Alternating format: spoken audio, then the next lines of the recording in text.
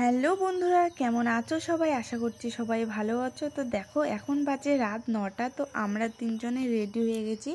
আজকে যাব একটু বাইরে ডিনার করতে, যেহেতু বোন এসেছে আজকে 2 দিন হলো আমাদের বাড়িতে। ভাবলাম ওকে একটু বাইরের থেকে ঘুরিয়ে আনি। তো সিম্পলভাবে আমরা তিনজনে রেডি হয়ে গেছি, এই কাছেই যাব।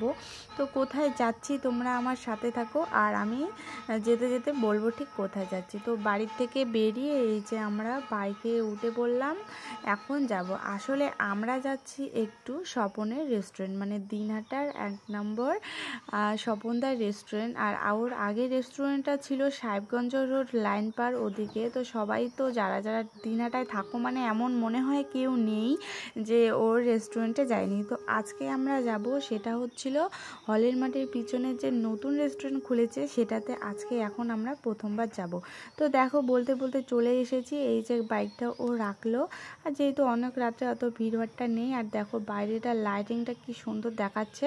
এখানে আপাতত নিচতলায় আর কি সব রেডি, উপরে এখনও রেডি হয়নি। তো দেখো ওরা দুজন ঢুকছে, ও ভিতরে কালারগুলো যা লাগছে অসাধারণ লাগছে। আর আজকে এখানে কিন্তু আমি প্রথম আসলাম। আর পুরনো রেস্টুরেন্টটা এখনও আছে, কিন্তু ওখানে আর কি ওরকম আর কি সাজানো গোছানো আগের মতো নেই, কারণ ওটা যেহেতু আর কি ভাঙা হবে কিছুদিনের মধ্যে, যা আর কি আমি শুনছি। তো দেখো আমরা প্রথমে আসলাম, আর এখানে মেনু কার্ড ধরিয়ে দিয়েছে।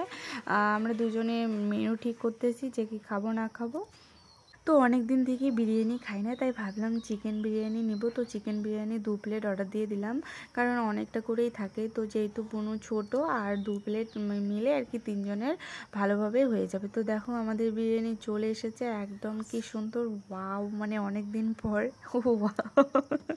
তো এখানে একটা লস্যি অর্ডার দিয়েছে, কি মানে ইসে করে খাচ্ছে। তো এখানে স্টাইল করতে গিয়ে আবার পড়ে গিয়েছিল।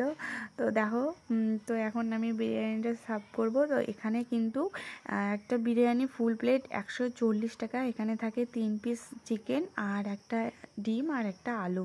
তো এখানে বিরিয়ানিটা খেতে কিন্তু অসাধারণ। যারা যারা আর কি দিনহাটায় থাকো আর এখনও নতুন রেস্টুরেন্টে আসো নাই স্বপনদা, তো তোমরা এসে কিন্তু ভিজিট করতে পারো।